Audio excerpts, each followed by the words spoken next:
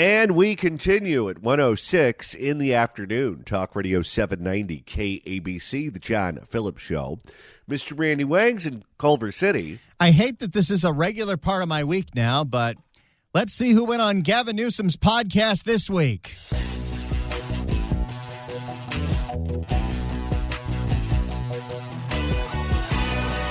This is Gavin Newsom. And this is Governor Tim Walz. I'm not listening to that.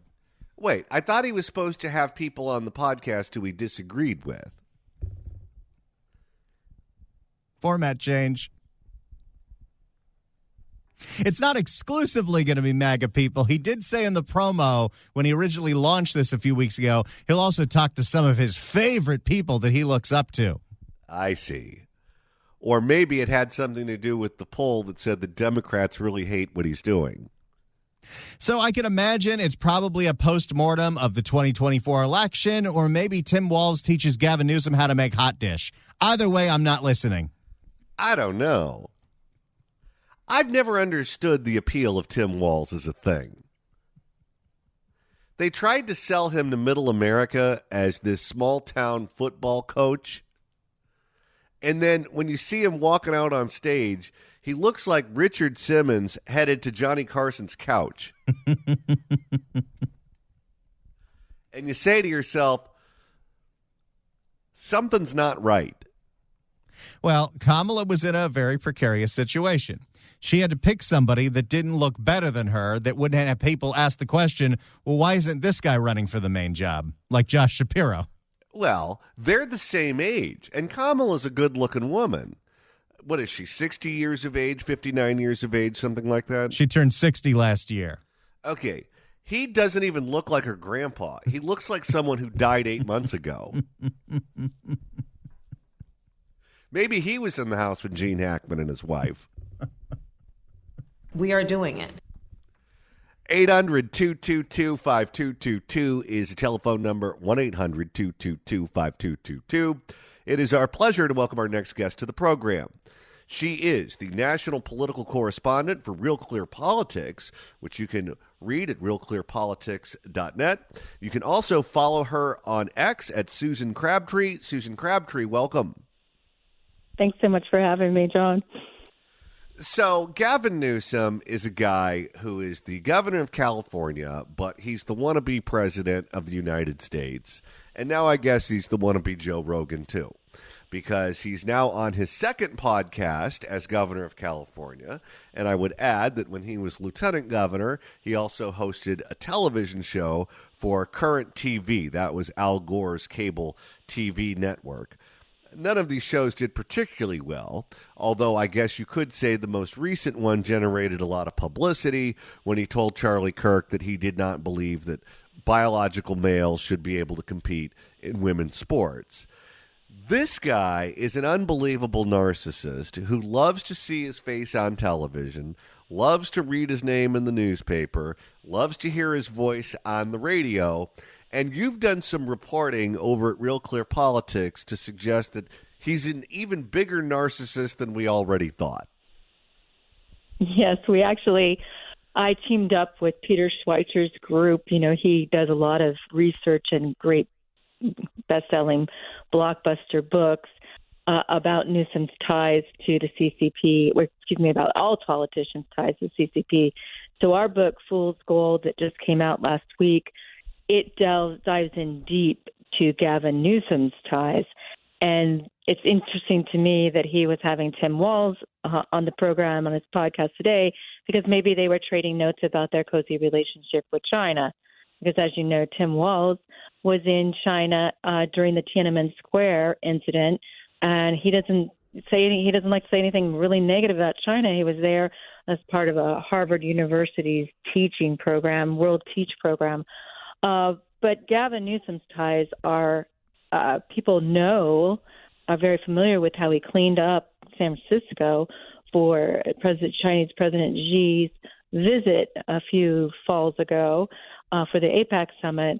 And he really said he knew that he was going to get accused for cleaning it up for the Chinese president, but that was true. He said that several times. He acknowledged that's what he was doing. but the homelessness came back with a vengeance within a day of the summit ending.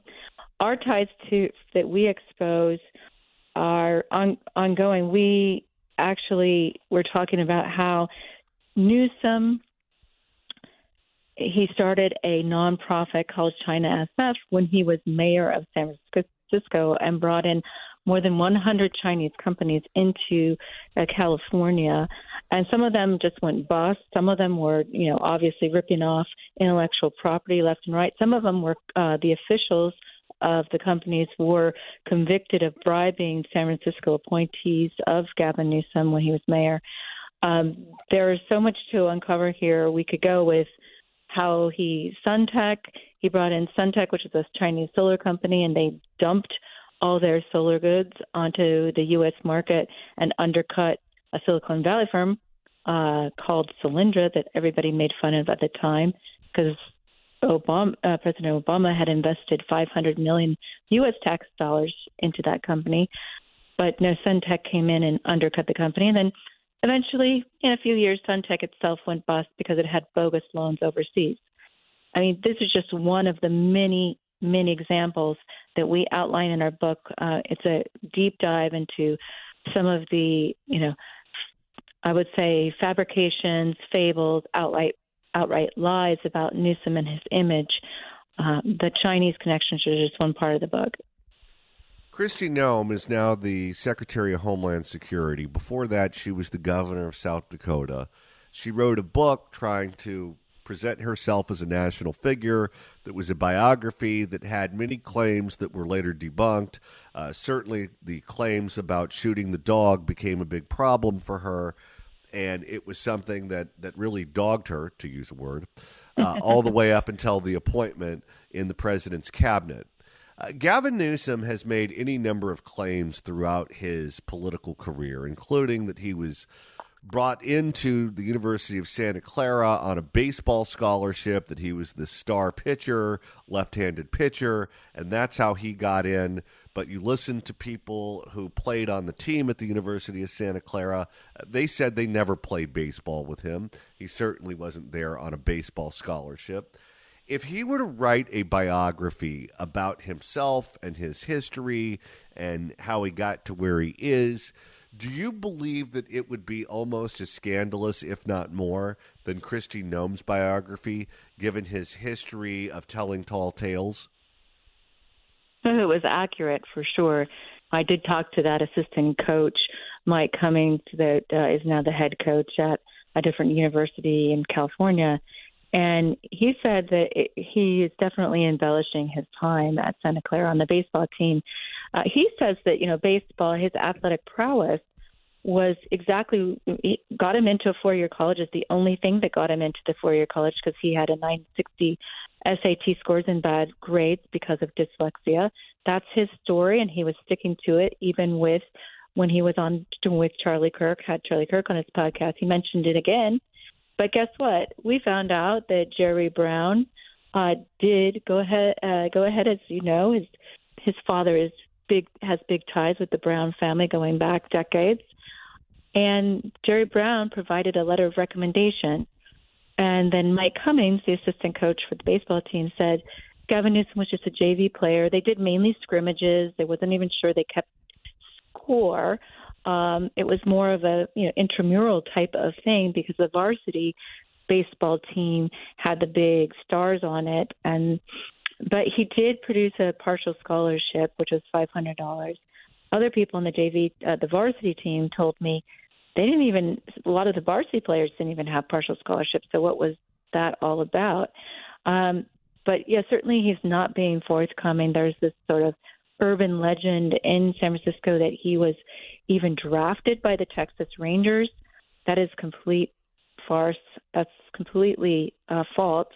And he was scouted. He says he has a card being scouted by the Texas Rangers in high school. But as you know, there's a big difference between being scouted and being recruited. And he ended up only playing 1 year on the freshman team. But this is just I look at this as, if he's willing to not tell the truth or deceive about something like the start of his college admissions, really kind of a stolen valor type of thing, if you want to make that comparison to a sports analogy to military service. If he's willing to lie about that, what else is willing to lie about? We know there's a lot he's willing to lie about, including the more serious topic of how many prisoners he let out during COVID on false pretenses. We had a whistleblower come to us, Doug, his name is Doug McKell, and he was working in the prison system at the time, very senior position, where he was the liaison between Gavin Newsom's office and the prison system, keeping track of the COVID deaths.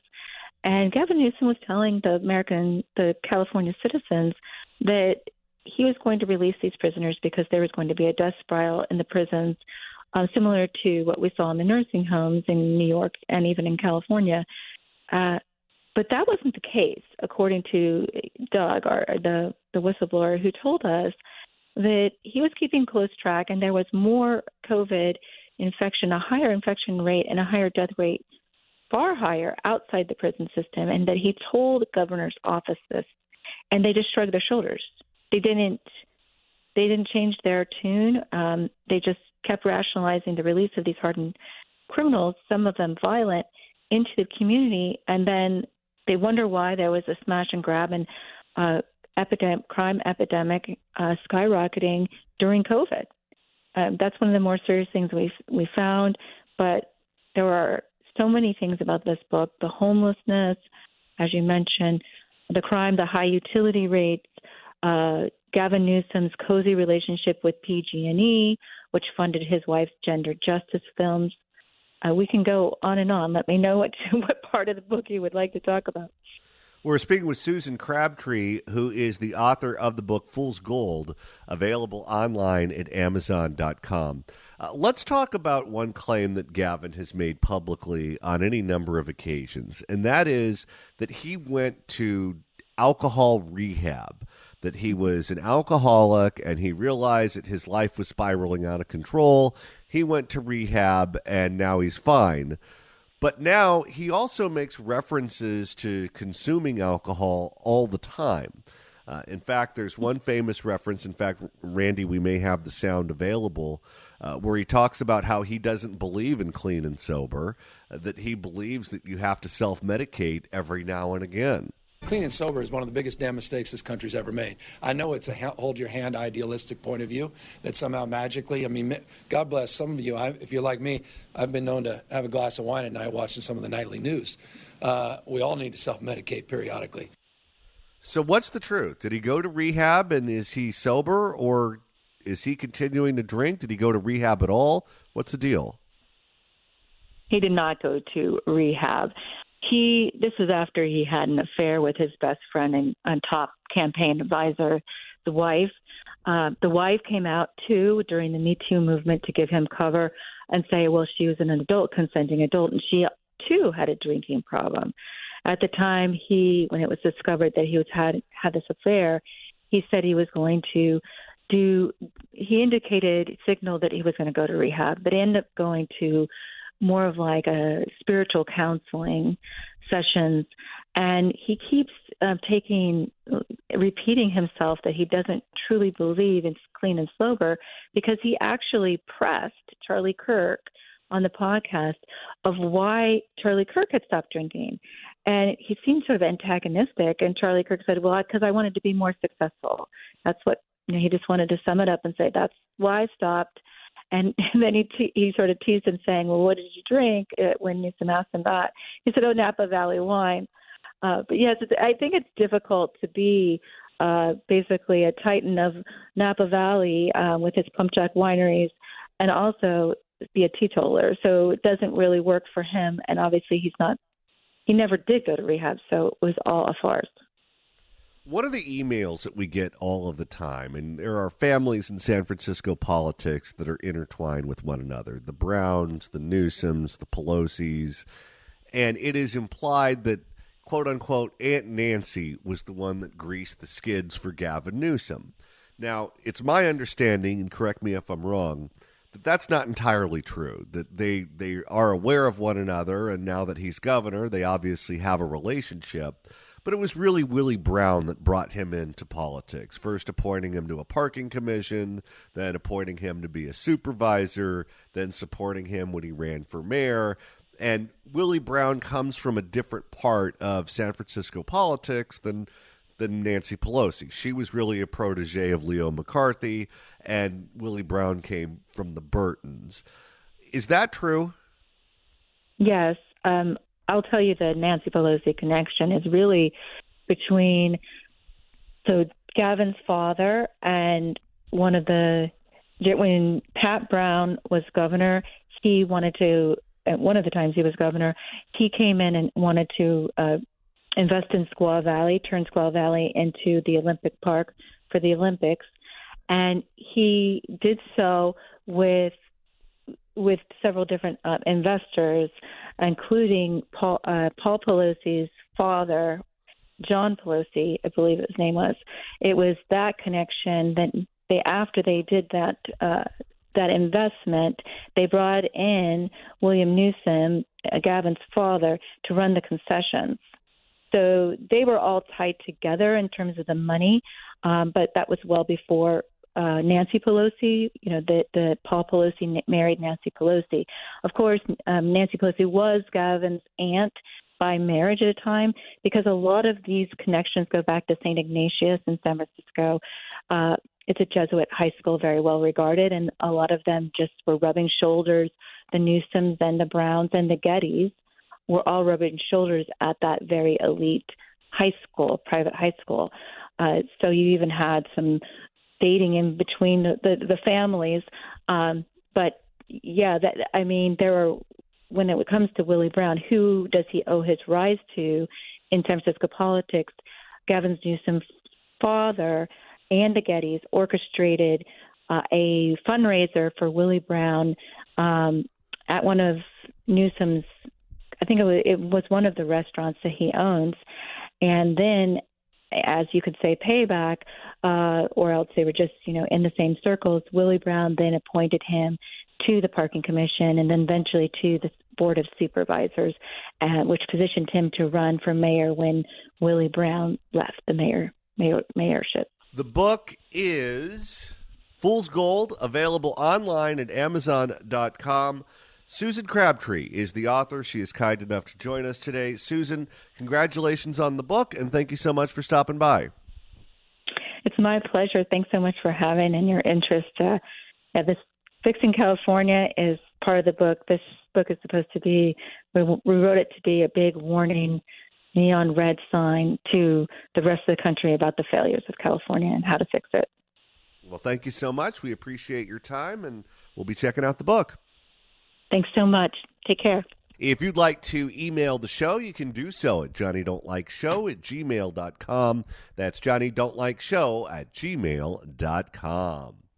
And Randy, now that we've hit the halfway point of today's show, if you want to go back and listen to a past episode after we sign off at 3, that's easy to do. Like, let's say you can't even get more Gavin, but you don't want to actually listen to Gavin's podcast. Listen to us. Search for The John Phillips Show wherever you get your podcasts. You can get it on Apple Podcasts, on iHeart, Spotify, any of those things. You'll find The John Phillips Show. We've leaned in. You can go to the website, KABC.com, or coming soon, KSFO.com, or you get the KABC app or the KSFO app. Hell, get both. Google it. I have to figure out a new way to do this liner because now there's 2 stations. And speaking of which, Randy, we're going to be live in San Francisco next month. 2 weeks from today, Tuesday, April 1st, we are launching a live simulcast of The John Phillips Show. It'll be live noon to 3 on 790 KABC in Los Angeles and live noon to 3 on 810 KSFO in the Bay Area. We've been working on this for a long time, and we're so excited to be doing it live in both Southern and Northern California every day and taking your phone calls. And as soon as we go live in both markets, you're allowed to have C's and Ghirardelli candy with your lunch. And right now it's time to open up the California Crime Blotter. If the cashier is dummy. Questions? And the first edition takes us to the canals of Venice, where there's a whole bunch of bipping going on. I've been bipped several times. Well, if they could commandeer a boat, I think they'd do that too. For more on a massive string of car break-ins in the Venice area, here's Fox 11. Tonight, the crime spree does shake a quiet Venice neighborhood. Thieves targeting cars and smashing windows. Fox 11's Gina Silva live with residents who say it's becoming too much. Gina. It certainly is, Christine. It was not a good morning for residents here in Venice. Many of them came outside to find that their vehicles had been broken into. Take a look. Ow! That hurt just listening to it. They struck in the dead of night. At least we've got sound of it. And, to think, it wasn't that long ago when you woke up in the morning and you walked down your driveway, the worst thing that you used to see was the LA Times. Breaking into cars parked throughout a quiet Venice neighborhood. Car is parked right here. You can see some smashed glass. Shattered glass litters multiple streets, including Linney Avenue and Carroll Court. Residents say nearly a dozen vehicles were broken into. Noticed that there are about 3 holes in her passenger side rear window. What, are they drilling holes in the window first? Well, you know why none of them were taken. Why's that? Because they weren't Kias. There is that. In this video, a man uses an unknown device to smash. We're getting to get to a point where all of the pre-2020 Kias that had that defect will have been stolen and burned. And then what are they going to use as battering rams? I think they figured out how to do it on Nissans. In this video, a man uses an unknown device to smash the window. The vehicle belongs to Sven Feitner and his wife. Not Sven. Seemed the guy just poked his head in to see what was going on, and just that little check cost us, I think, about $300-400. Kind of makes you feel uneasy. Not only is this such a huge invasion of privacy and you're horrified that this happens, but there's no way anybody who got their car broken into is going to get that window replaced with insurance. No. And it's going to occupy several days of your time to get that fixed. Have you ever had a broken window before? Oh, yeah. I had my car broken into once. I was hanging out at a friend's house that was about a mile away from mine, and I drank too much and decided to walk home. Didn't realize that I left my iPod sitting out on the passenger seat when I was stumbling home that night. I woke up that next morning, forgot that I drove to my friend's house, was like, where's my car? Remembered where it was, walked over there and saw a giant pile of broken glass and no iPod. I used to drink a lot. I can tell. Kind of makes you feel uneasy, parking your own car in front of your house and not knowing if it's safe or not. This Venice resident, who asked us not to show his face on camera, says his roommate's vehicle was also targeted. The back window, the small little triangle one, was busted in, and they stole a bunch of tools out of his car. In another part of I love, by the way, that crime victims now have to act like they're mob informants because they're so afraid of the crook seeing them on the local news and targeting them again. Well, that guy got his hammer. If he knows who he is and he talks about him on the news, he might get hammered to the face. In another part of Venice, known as Oakwood, 2 thieves walk off with a stolen motorcycle. While it's unclear if all these crimes are connected, some residents say it's all becoming too much. A couple months ago, there were some robberies at gunpoint around here. I found the wallets stashed by that tree over there. By the way, this is why when Karen Bass has a big press conference talking about crime is down, ask the people that are the victims of crime if crime is down. Well, and this is a very expensive part of town, too. It's not like you're talking about Skid Row. If you want to live in Venice, you better have some coin in your pocket. That was pretty scary. As Sven takes Winnie for a walk, he's grateful Sunday night's crime spree didn't turn out worse. I'm glad no one is injured. I'm glad nobody really came across him or anything. I guess it happened in the middle of the night. No, because the last thing you want is to stumble upon these people while they're breaking into cars. We all saw what happened in Inglewood a couple weeks ago, where a guy woke up early in the morning, saw that one of his neighbors was getting his catalytic converter stolen. He tried to intervene, and he got shot dead. Yeah, if you witness something like this, you may want to just call the cops. And Venice residents are hoping that the LAPD will have more patrols in their area. Now, if you know anything about these break-ins, contact the LAPD. I'll send it back to you guys in the studio. Do you have any friends that look like they have little glass cuts on their fist? My guess is that guy doesn't have many friends. If he does, they ride the bike. If you'd like to email the show, you can do so at johnnydon'tlikeshow@gmail.com. That's johnnydon'tlikeshow@gmail.com. And Randy, you're monitoring the mailbag. Penny writes in at johnnydon'tlikeshow@gmail.com. When someone broke into my car, it was raining, and it took 2 weeks to get it back from the shop. They didn't even steal anything because there was nothing in there. They pried on the door and caused a lot of damage. I'm telling you, the time suck has got to be the biggest pain in the ass related to having your window broken. Oh, yeah. I don't think it costs that much to have it fixed, but it can take days. I remember one time I went to the dentist, and my dentist is on Wilshire, and they don't have a parking structure that you can park in. It's just valet only. And for whatever reason, and I don't know why they do this, but the valet parker put all 4 of my windows down, and they broke one of the motors for the windows in the back, so I couldn't roll the window back up. And it took forever to find a dealer that had that particular motor in stock, and I drove around with a plastic paper sack and duct tape on that window for days. So I looked real classy. I'm so sorry, Johnny. I almost had breaking news, but it turns out that somebody has taken the Twitter handle at Mayor Sheng Tao, and it's not really Sheng Tao. Oh, yes, where she endorsed Barbara Lee for mayor. Yes. Yeah, I thought that was the real Sheng Tao account, too, and then I kept reading it. And it talked about how long she was going to go to prison for. Absolutely. Absolutely. I guess Sheng Tao abandoned that Twitter handle.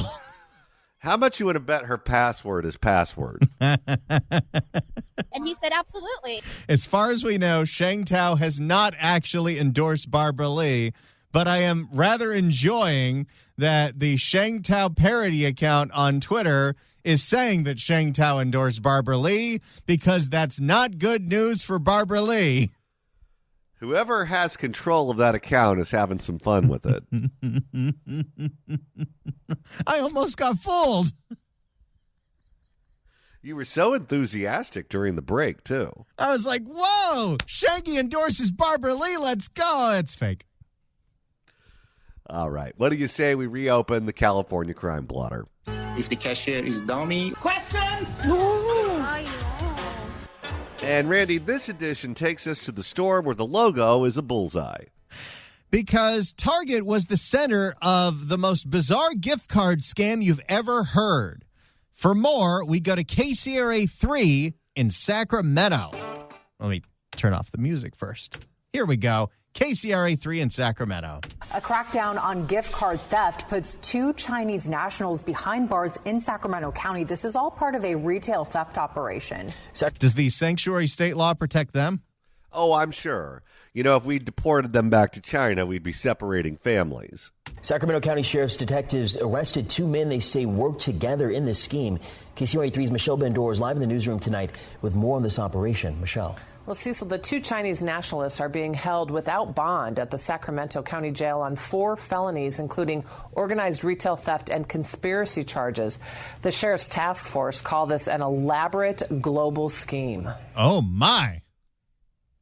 The surveillance video shows what looks like a regular customer buying gift cards at Target. What you're seeing is a real-time overlay of what's coming up as being purchased, and what's being brought across the register. But you're really watching a crime taking place. They were grabbing the gift cards from directly over the register, ringing it up for $1. You know how they have those in the Impulse Center at self-checkout?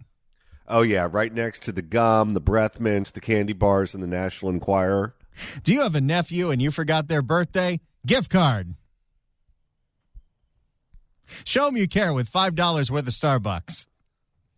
Here you go. Here's most of a venti. Ringing it up for $1 amount, and then just trying a bunch of different bank cards, ATM cards, prepaid cards through the transaction portal. Also watching the self-pay registers at Target on Fulton Avenue in Arden Arcade Saturday, property crime detectives from the Organized Retail Theft Task Force. Detective Andy Cater says it's credit card fraud and money laundering. They're getting the money from the retail establishments. They're able to wash it then through other systems. So here's what's going on here. If anyone watched Breaking Bad, you would learn that the right way to do money laundering, if you're trying to launder a bunch of bad drug money, is to invest it in a legitimate business like a nail salon, and then you can have that pay you a salary, and people won't realize that you got all your money from selling blue meth. This is a little different. What happens here is you have these scammers who are stealing credit card numbers. You've heard about the skimming that goes on at ATM machines. They steal all kinds of credit card numbers. They load them onto these guys' phones on their Apple Pay, and they try to buy as many gift cards as possible and just try to see if any of those credit card numbers works with those stolen credit card numbers. It must work out for them if this is an organized ring. So that when they combine those cards later on, it's very, very difficult to figure out where the funds ended up coming through. If you've got a $600 gift card to Target, chances are you're a criminal. Well, and if you're working at that particular establishment, you don't even raise an eyebrow because so many people go to places like Costco, or you can buy them at Groupon, places like that, where you buy a $100 gift card for $78 and then you just load a bunch of them on your phone. Detective Cater says 45-year-old Xiangqing Chen and 31-year-old Hai Ying He conducted a... It's quite the name. Yeah. Just so we're clear on who committed these crimes again. Detective Cater says 45-year-old Xiangqing Chen and 31-year-old Hai Ying He... Watch out for those two guys. Well, I'll tell you, those two have to be the unluckiest people on planet Earth. Had Kamala won the election, they'd probably be at Marshall's tomorrow. Conducted a series of rapid transactions with bank cards using a Google or Apple Pay app on their phones. Cater says Chen attempted to use 42 separate banking cards. There's no employee of the Target that noticed that this guy is just standing at the self-checkout forever trying to use 42 different cards? Oh, they're checked out. They're wearing a red shirt at Target. They're answering 9,000 questions. Even though 32 cards were declined, Cater says Chen still had transactions totaling nearly $900. What a low-end form of money laundering. No kidding. Can you imagine risking everything that you have being in the United States illegally for $900? Cater says of the 48 cards he attempted to use, 37 were declined, but he successfully processed transactions totaling $633. That is some low-end money laundering. No kidding. We should deport him just for being dumb. Investigators have tapped into a huge global operation. You're talking about multiple billions of dollars every year that's being siphoned and then laundered through in order to purchase product and ship it overseas. And Detective Cater says the suspects told investigators someone hired them to do this, that they get paid $250 a day to purchase gift cards and then use the app to see which bank cards will go through. So this is a job in this criminal organization. For $250 a day, they send you into a Target with a bunch of stolen credit card numbers, and you see how many gift cards you can buy. Well, I hope that $250 was worth it, because guess what? Both of you are going to be back on the first boat back to China. Now, those suspects are expected to go in front of a judge Tuesday. Reporting live in the newsroom, Michelle Bandur, KCRA 3 News. There you go. Low-end money laundering at a Sacramento Target. And it's time for them to be on the other side of the Great Wall.